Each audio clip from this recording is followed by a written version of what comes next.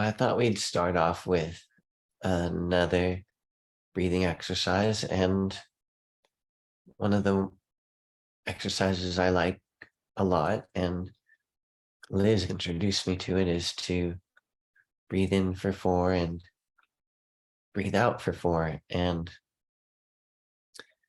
I'll share a story with you.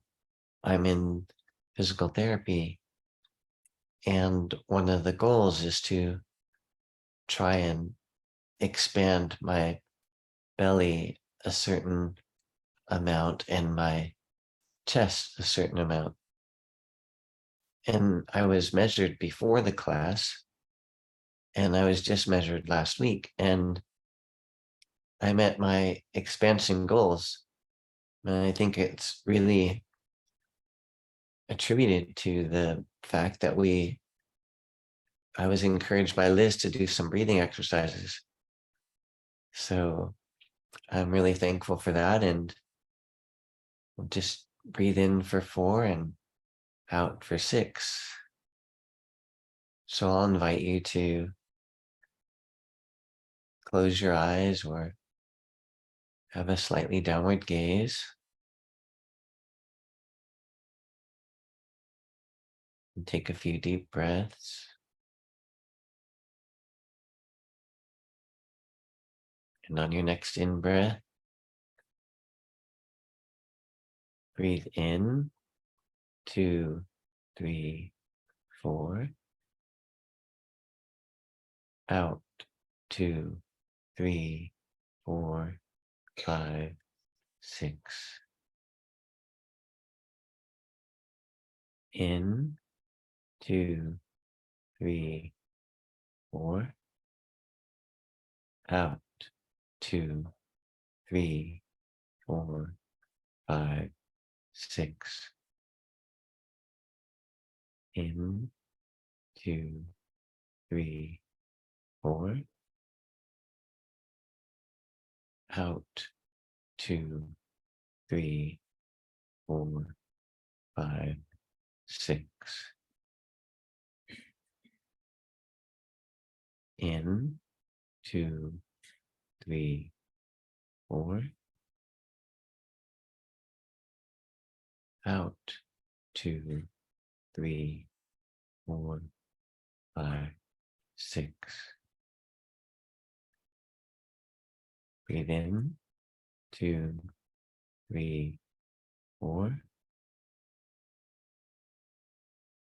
Out, 2, 3, 4, 5, 6.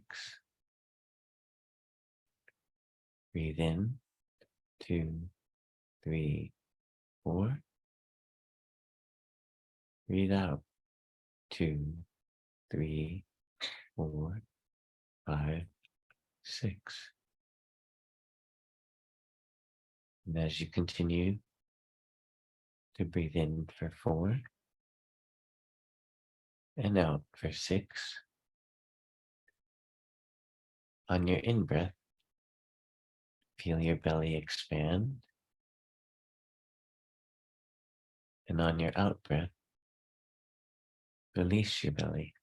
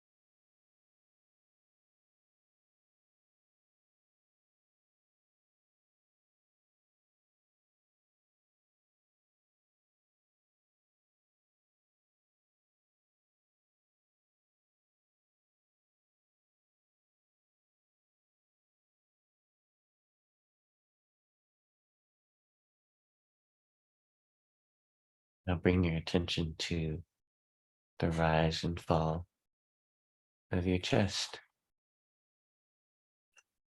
And as you count to 4 on your in breath, feel the rise of your chest.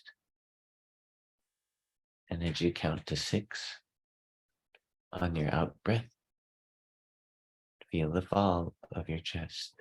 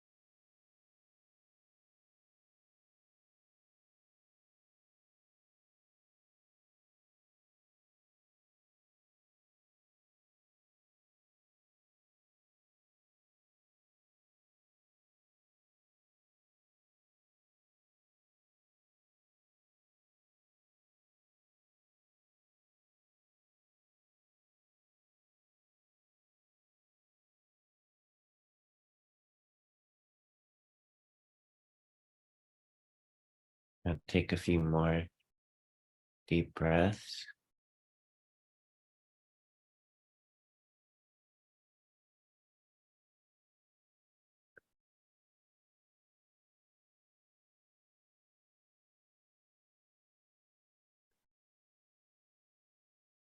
When you're ready,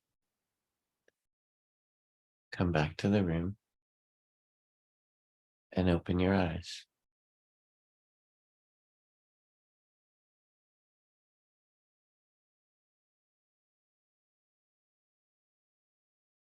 Well, today I'd like to talk about letting go. And letting go is a difficult concept. It's a lot of times I want to hold on to things, and especially thoughts that are recurring and not going away, judgmental thinking or self-pitying thoughts, self-victimizing thoughts. And being in a state of healing and recovery, I learned a couple phrases. One of them is learning to detach with love. And detach with love can stand for don't even try and change him or her with love. And love can stand for let others voluntarily evolve. And detaching with love really helped me a lot, because I was always trying to change people to the way that I knew was best for them. Because in my mind, I knew that if they would only listen to me, then their life and my life would be better. And so learning how to detach with love and don't even try and change him or her, which is detach, and with love is let others voluntarily evolve. And another phrase that helped me is to meet life on life's terms. Know that there are going to be changes in life, there are going to be difficulties in life, and I could do my best to meet life on life's terms and not try to hang on to things that I don't want to change, or change things that I feel I need to change, and be patient and wait and see what happens. Another phrase that we sometimes hear is to let go and let God. And that helps me a lot. And another book that I read called The 5 Levels of Attachment was really helpful for me because it helped me understand even more how some of the stories that I get attached to and perseverate on are rooted in my childhood. And in the book, Don Miguel Ruiz Jr. talks about developing attachments to certain situations and thoughts based on how we are raised. And so if we are taught something based on unconditional love, then we don't develop high levels of attachment to those things. Whereas if we're raised and taught with shame or guilt, then we have a tendency to have a high level of attachment. So I make up that my perfectionism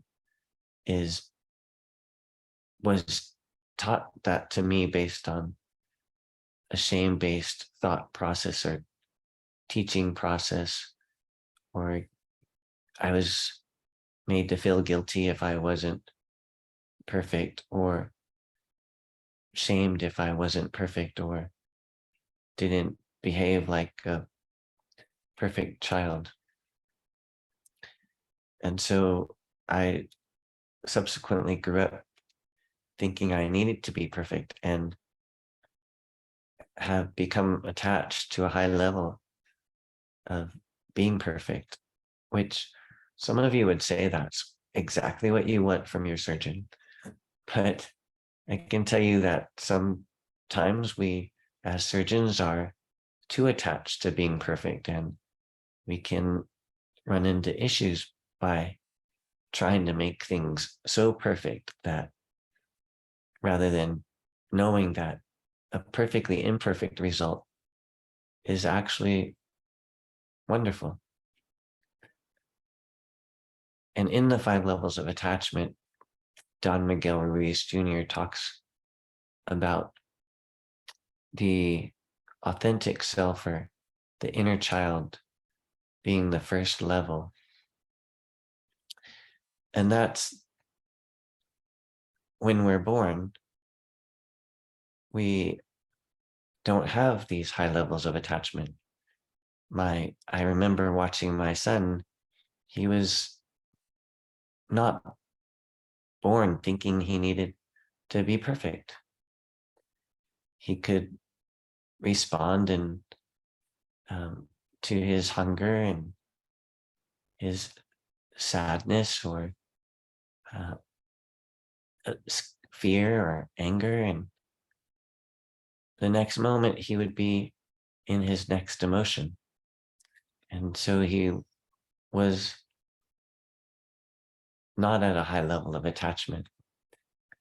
And he gives the example of going to a soccer game and sitting there and listening to the crowd, looking at the grass, watching people run up and down the field, and not being attached to whether one team wins or loses, or scores more or doesn't score at all. And he calls that a level 1 attachment. The next level of attachment is when we have a preference. And that would be at the soccer game if you chose to go there and say that you wanted the white team to win. And that was your preference. You weren't overly attached to that, but you had a preference that the white team would win. The level 3 form of attachment is, as you recall, it's attachments develop when we're taught with shame and guilt. And he calls that being domesticated, when we start to develop these higher levels of attachment. And we're on level 3, which is a higher level than the way we're born. And we can watch things and just see it from a beginner's mind and note that there's grass and there's wind and there's sound and there are people running. And then the next level, when we may choose a team that we might want to win, like the white team. Well, the third level is when the white team loses, we dwell on it and we think about it over and over again for the next 24 hours. And for me, I know that I'm dwelling on things more than my newborn child is when I'm thinking about it longer than 90 seconds. Because Jack Kornfield taught me that an emotion lasts for 90 seconds.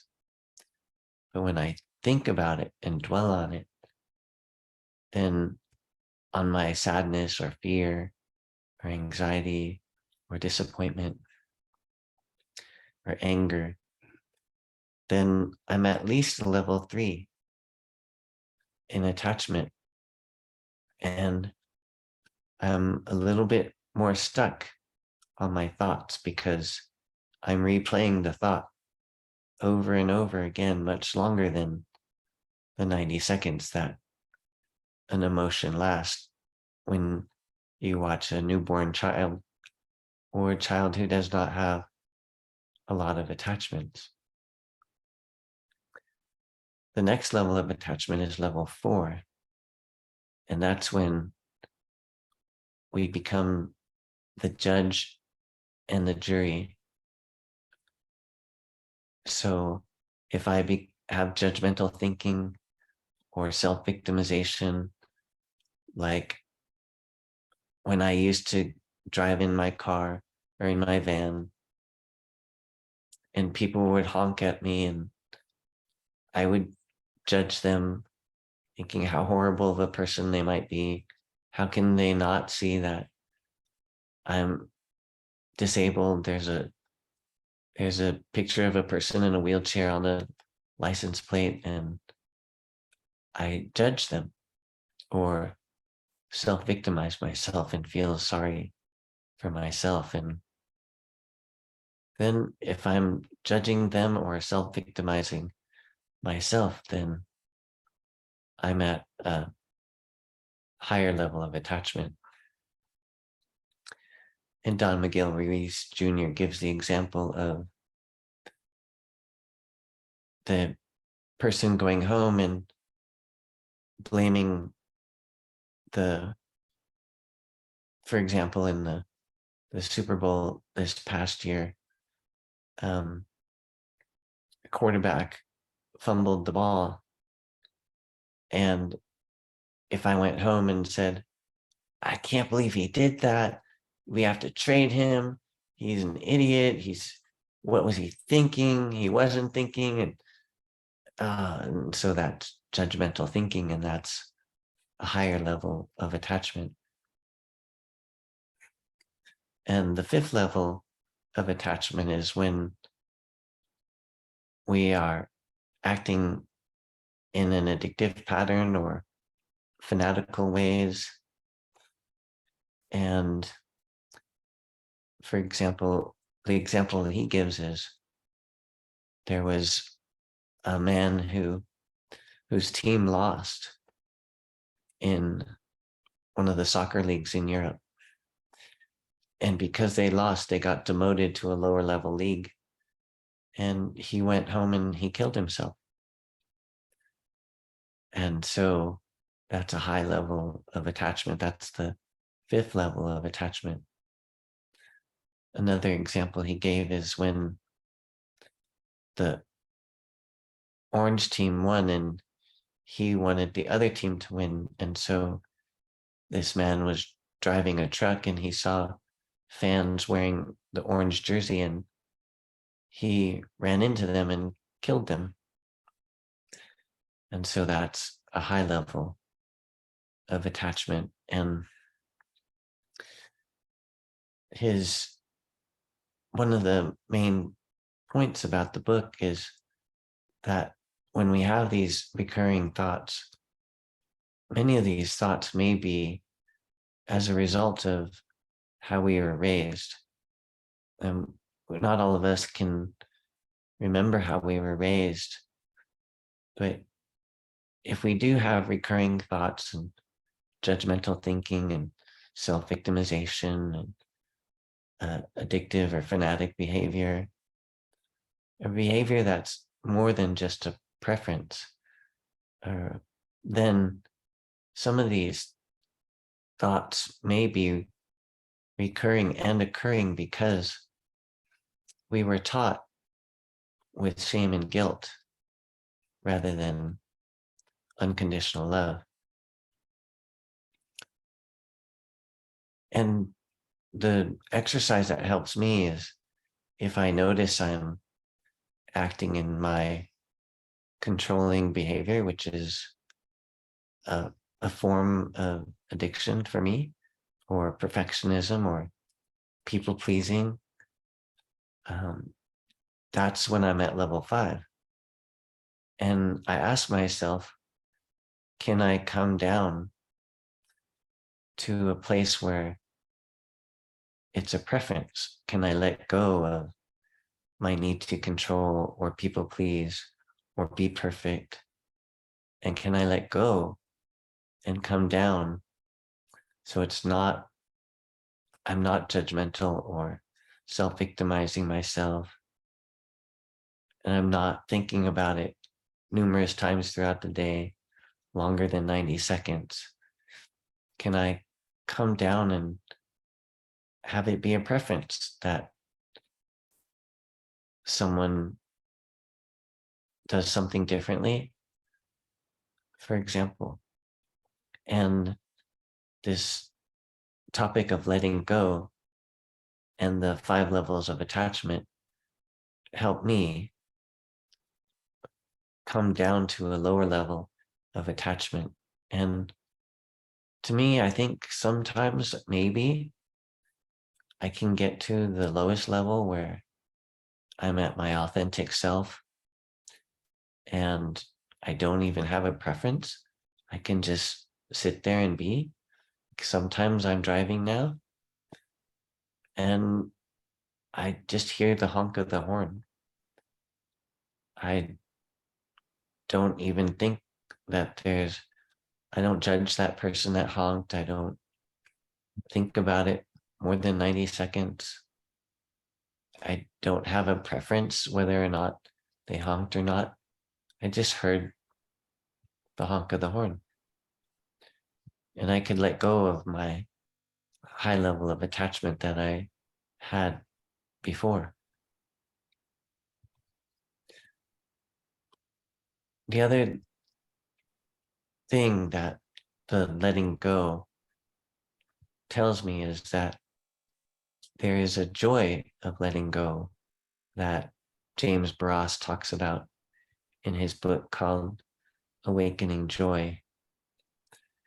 And the joy of letting go is one of the steps of awakening joy that he talks about. And in that, he talks about FOMO, which is fear of missing out, which I definitely have that.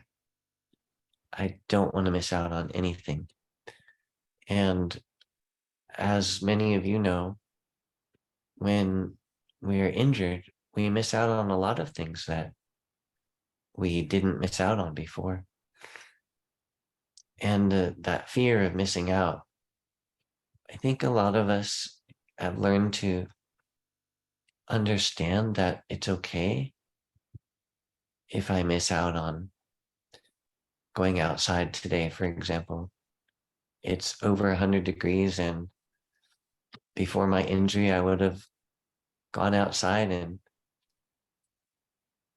actually tried to enjoy the heat. And now that really doesn't make sense for me. And so I would overheat and very quickly and not do well. And I also don't have to have that fear of missing out on, and I can be okay being okay and sitting in my home and have gratitude for air conditioning and shelter and this class. I don't always have to be as busy as I used to be before my accident.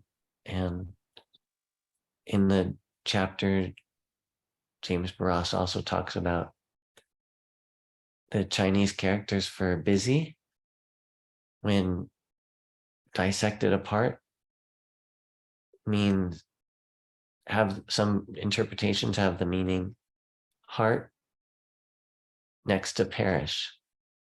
And so when I'm too busy, my heart may actually be perishing.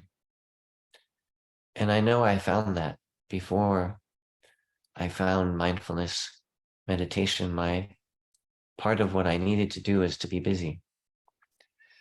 And as I shared before, I had many stress related conditions like insomnia and hypertension and prediabetes and unrecognized stress and anxiety and depression. And so staying too busy and afraid of missing out can possibly cause one's heart to perish or slowly lose vitality. One other suggestion that James Barras has in that chapter is to do your best to think about how many times you say just, or for example, I'll just do this. I'll just check one more email before I log into the class and get ready. And thinking that maybe I can just get more done and that it won't take much time at all, but I'll be able to squeeze it in and that'll help me so much more. And doing my best to remember and notice when I'm saying, let me just do this, let me just do that, let me just do this. And understand that that may not be in my best interest in that moment. So I have one other story to tell you about how much I was attached to something that my son fell in love with. He's around 3 at the time, and my mother got him this little dump truck that he could ride and hold on to the shovel handle, pull out the shovel, and he rode it every day for 4 months, all the time. Rode it outside, rode it out to the car, rode it around the house, and he just loved it. And one time he was trying to run over the carpet and he was pushing and the shovel handle broke. And I was so sad, so attached to that little dump truck and that handle that he needed to hold on to drive it. And my caregiver was picked up the shovel and was thinking of ways to fix it and how to glue it together. And everyone was thinking of ways to buy a new one and how to fix the shovel, and I knew there was no way to fix it. There was just too much leverage, and there was no way to glue it or anything. And people were talking about gluing it and taping it, and I said, it's broken. We have to throw it away. So he picked up the handle and he threw it in the trash. So he was so much in his authentic inner self and inner child, and everybody else was had a high level of attachment to the shovel that broke. But that just serves as a reminder of how beautiful our authentic self and inner child can be. So with that, I'll take a few-minute break, a 3-minute break to get a drink of water, and we'll come back and sit for our meditation. Before we welcome back, everyone, and before we start the meditation, I'll give you a reading on letting go from The Language of Letting Go by Melody Beatty. How much do we need to let go of? A friend asked one day. I'm not certain, I replied, but maybe everything. Letting go is a spiritual, emotional, mental, and physical process, a sometimes mysterious metaphysical process of releasing to God and the universe that which we are clinging to so tightly. We let go of our grasp on people, outcomes, ideas, feelings, wants, needs, desires, everything. We let go of trying to control our progress in healing. Yes, it's important to acknowledge and accept what we want and what we want to happen. But it's equally important to follow through by letting go. Letting go is the action part of faith. It is a behavior that gives God and the universe permission to send us what we're meant to have. Letting go means we acknowledge that hanging on so tightly isn't helping to solve the problem, change the person, or get the outcome we desire. It isn't helping us. In fact, we learned that hanging on often blocks us from getting what we want and need. Who are we to say that things aren't happening exactly as they need to happen? There is magic in letting go. Sometimes we get what we want soon after we let go. Sometimes it takes longer. Sometimes the specific outcome we desire doesn't happen. Something better does. Letting go sets us free and connects us to our source. Letting go creates the optimum environment for the best possible outcomes and solutions. And the quote for today is, "Today, I will relax. I will let go of that which is upsetting me the most. I will trust that by letting go, I have started the wheels in motion for things to work out in the best possible way."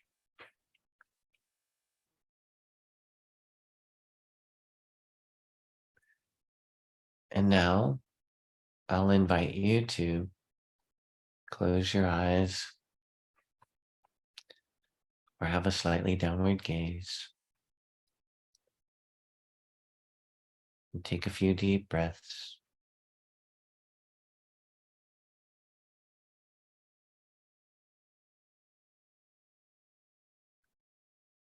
You may notice your breath with the rise and fall of your chest, or the rise and fall of your belly.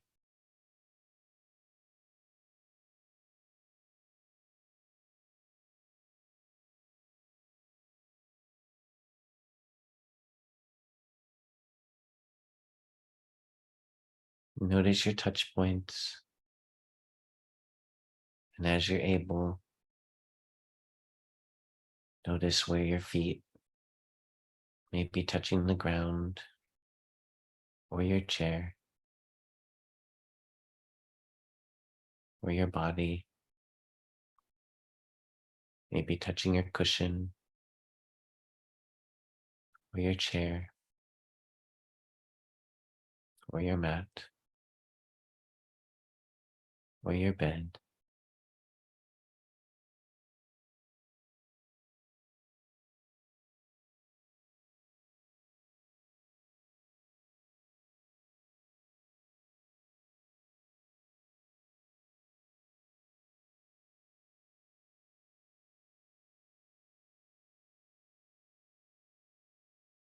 Notice any areas of tension.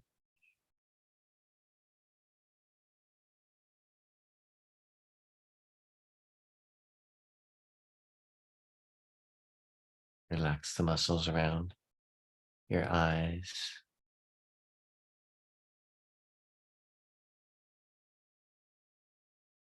Relax your forehead.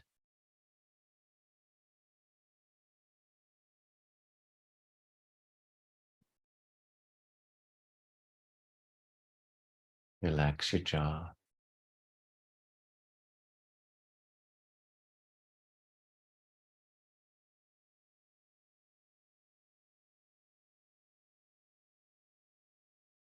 Let your shoulders fall away from your ears.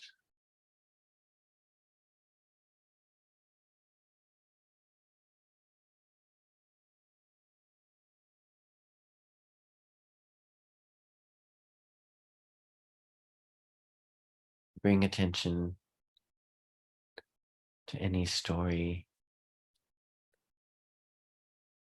or situation or feeling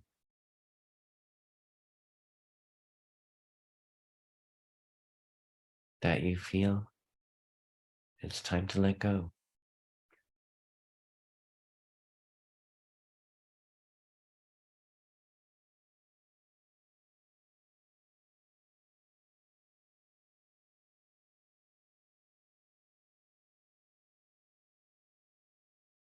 Name this story or situation.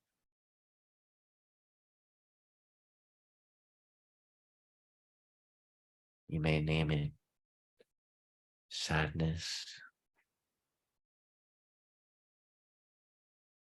or anxiety or disappointment or betrayal or anger.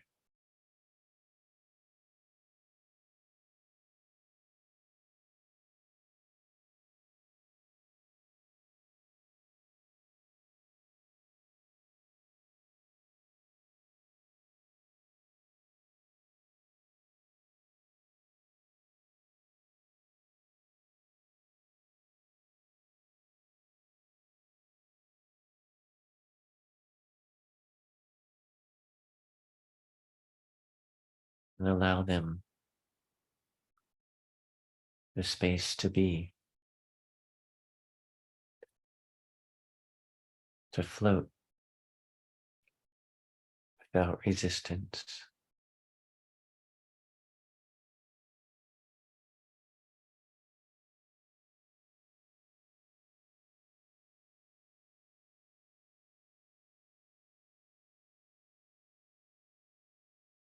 And hold them with a heart of compassion.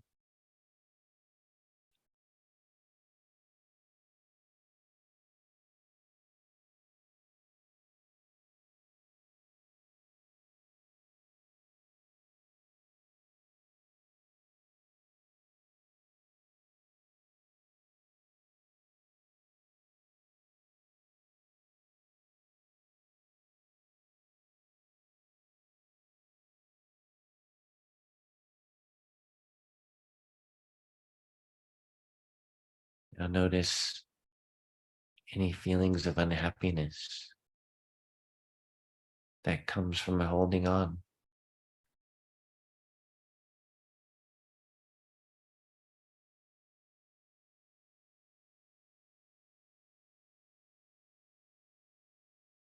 And ask yourself, do I have to continue to replay this story? Do I have to continue to replay this story?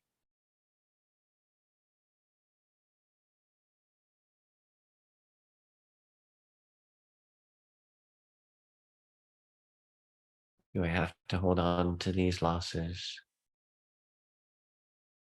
these feelings?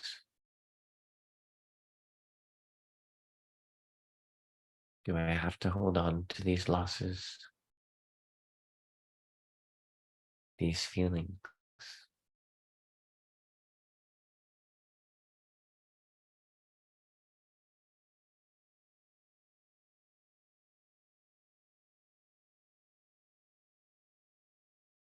Is it time to let this go?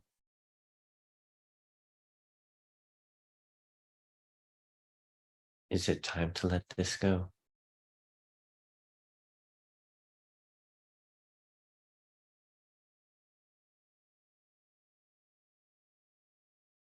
The heart will know.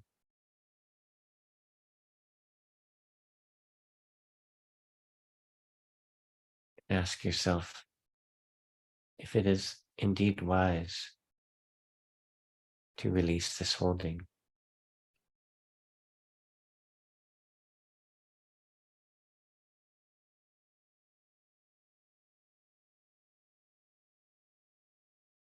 Feel the benefit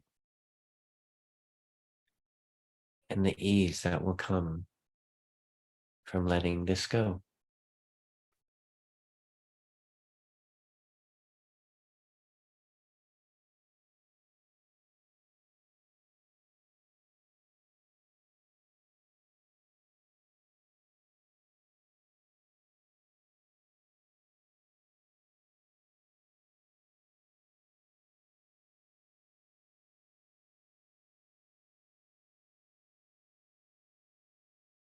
Now begin to say to yourself, let go, let go.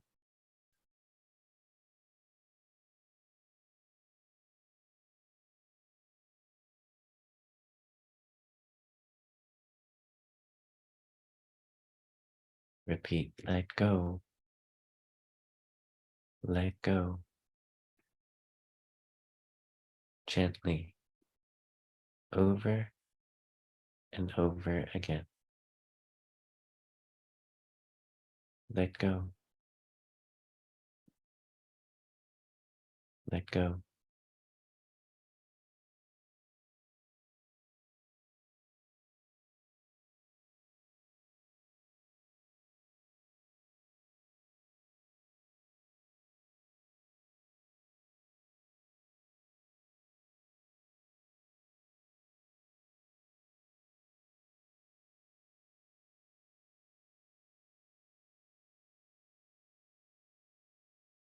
And soften the body and heart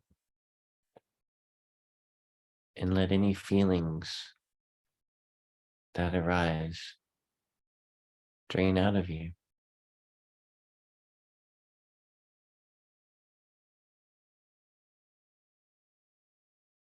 like water draining out of a tub.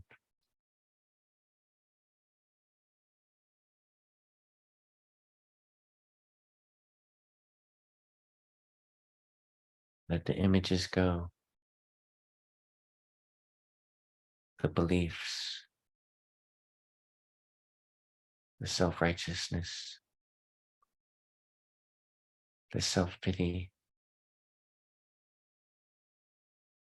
the unworthiness. Let it all go.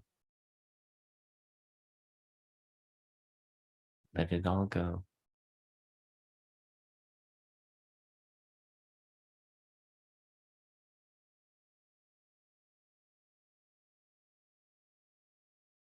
Feel the space that comes as you let go. How the heart releases and the body opens.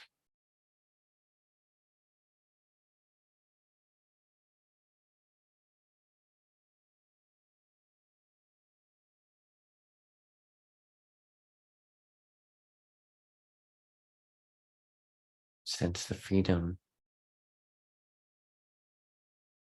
the innocence, the ease that this letting go can bring.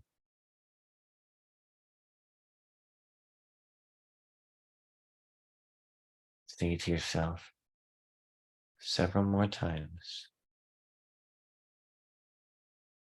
let go, let go, let go.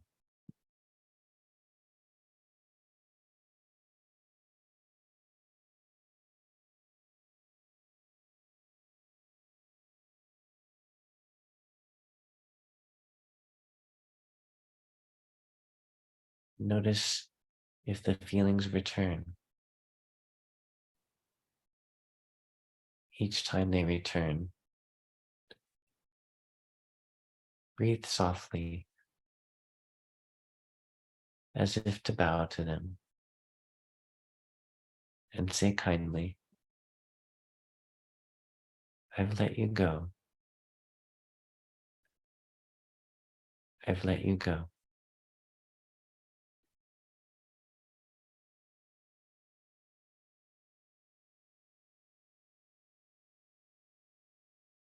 The images and feelings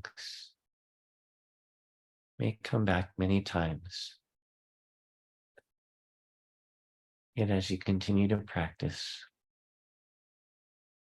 they will eventually fade. Gradually, the mind will come to trust the space of letting go.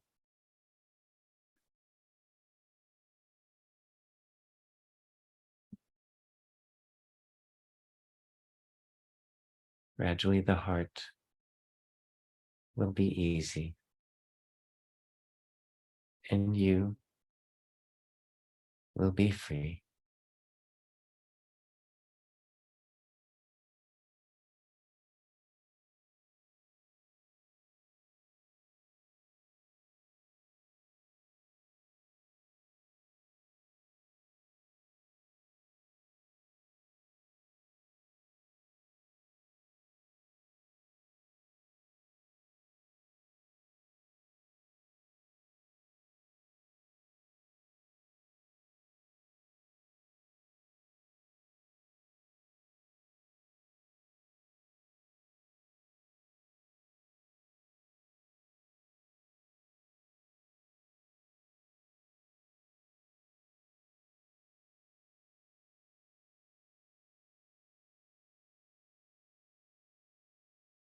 And in the last few moments of this meditation,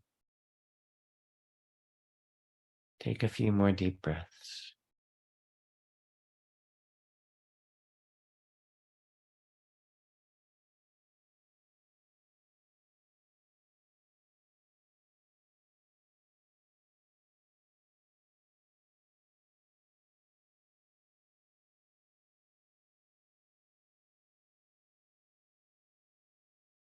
And when you're ready, come back to the room and open your eyes.